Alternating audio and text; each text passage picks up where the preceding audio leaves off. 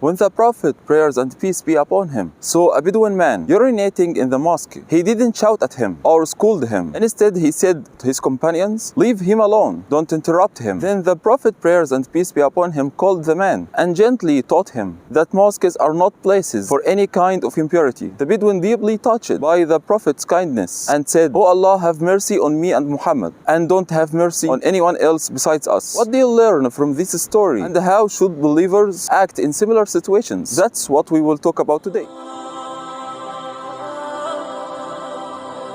Welcome to Islam Shore. I am Amr Abou Elwafa, and today, inshallah, we will talk about one of the beautiful traits of true believers, that they enjoin what is right and forbid what is wrong. To enjoin what is right means to encourage people to do good and obey Allah, and to forbid what is wrong means to stop others from sin or harm, but with gentleness and wisdom. Allah Almighty says, "You are the best nation produced as an example for mankind. You enjoin what is right and forbid what is wrong, and believe in Allah." This verse shows that one of the reasons the Muslim nation is the best is because it calls people to goodness, forbids wrongdoing, and believes in Allah, meaning these qualities are part of the believer's very identity. But there are important conditions for enjoining good and forbidding evil: knowledge, wisdom, sincere intention, and avoiding greater harm. You must know for sure that what are you forbidding is truly forbidden, and what you are commanding is truly obligatory, so you don't criticize someone for something that's actually permissible. The goal isn't to expose or humiliate someone,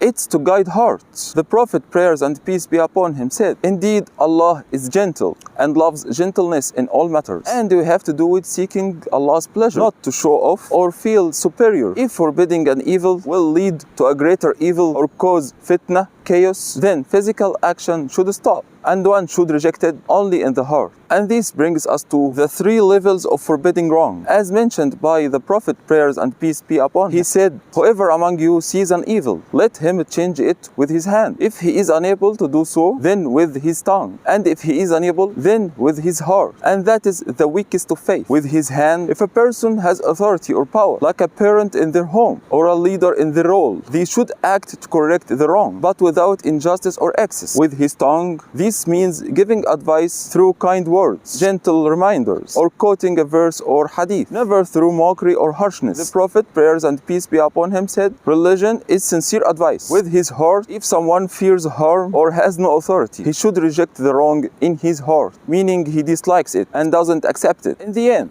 enjoining good and forbidding evil is a core trait of true believers and a sign of sincere faith. It's a duty meant to spread goodness and reform in the community and to prevent corruption. It must be done with knowledge, gentleness, wisdom, and sincerity to Allah. Whoever fulfills this duty sincerely helps bring righteousness to his society and earns success in this life and the next. Reflect with me, if every believer encouraged just one act of good and gently stopped one wrong, how much goodness would spread and how much harm would disappear. Sometimes a single kind word can soften a heart. A sincere piece of advice can awaken a sleeping conscience. So never underestimate your small actions, for a deed that seems small to you may be great in the sight of Allah if it comes from a sincere heart. If you enjoyed this content, please share it with your loved ones, and don't forget to subscribe to the channel. Wassalamu alaikum wa rahmatullahi wa barakatuh.